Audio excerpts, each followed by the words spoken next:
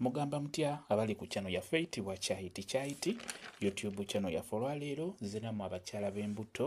abakyala batera okukola buppate ng'oli lubuto ng'onaatera okusumulukuka buppate obwo ndoza bumuyita baby shower pate eyo baka pate ako kalimu ebisoomooza bingi naddala gwe nannyiniko gwali olubuto tekyandibadde kirungi kukola kapate ako olw'abantu bano abajja ku pate yo kubajjukira mikwano gyo gye gitera okujja ku bupate weebutyo obwo bwemutera okukola nga muli mbuto kale bw'obeera okakoze tunuulira bino pate eyo oba kapate ako k'obeera okoze we kabeeramu banno okuwa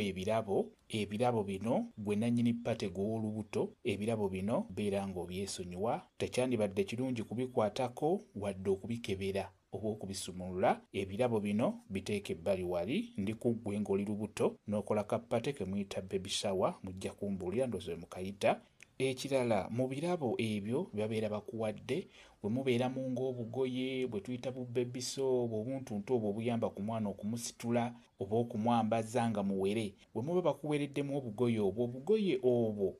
tokikola tokigezangako n'obwambaza omwana oyo ndi ku obwo bwe bakuwadde ku kapate k'obeera okoze ng'oli lubuto bw'obeera omaze okuzaala tokozesanga obugoye obwo bwe bakuwadde obuwi naddala bakwano bo tekiba kirungi kukozesa bugoye obwo kubuteeka ku mubiri gw'omwana ng'omwana muwere tekiba kirungi mwana kumusookezaako bugoye obwo bwe bakuwadde obuwi naddala ku kapate ng'ako ke nkugambyeko oba obugoye bwonna nga buvudde ow'omuntu naye ng'omuntu oyo tomulinaako luganda ate oba n'obeera ng'omulinako oluganda obugoye obwo tobuteeka ku mwana oyo bw'ofuna ebirabo mu kapate ako ke njogedde kuba n'ofunamu obugoye bukwate bulungi funamu obuteeka butereke bwesonyiwe tobwambaza mwana tobuteeka ku mwana wadde beera ng'obwesonyiwa bwe mubamu ebirabo eby'enjawulo nabyo osobola obyesonyiwa fuba okulaba ng'ekigenda ku mwana ono gw'ozadde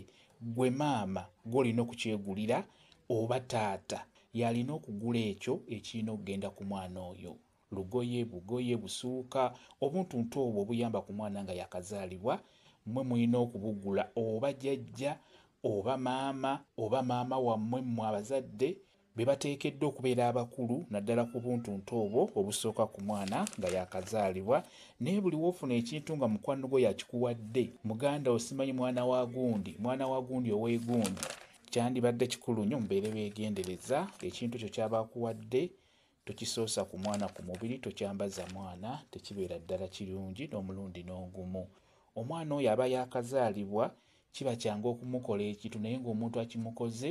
ng'akiyisizza mu bwangu mu ngeri bw'etyo ky'oba olaba ng'ojja kulaba omwana wo abadde azaaliddwa obulungi akule mu nkula ey'eggete abeere wa ggete naye nga kivudde ku abo mikwano gy'egyo nga gye gikoze omwana w'ekibi n'olwekyo mubeere beegendereza naye ekirala kye nabagambako omwana oyo omuwere bw'obeera omaze okumuzaala fuba okulaba ng'omwana oyo omukweka si buli muntu nti alina omumutunuulira mulimu abalina amaaso amabi nga ajja gatunuza omwana oyo omwana abulwa emirembe mu kukula kwe wamu n'okumusitula abantu abo bwe mulaba sobya abaana omwana n'afuna obusobyo naye nga buvudde ku muntu oyo azze okumulaba obulabi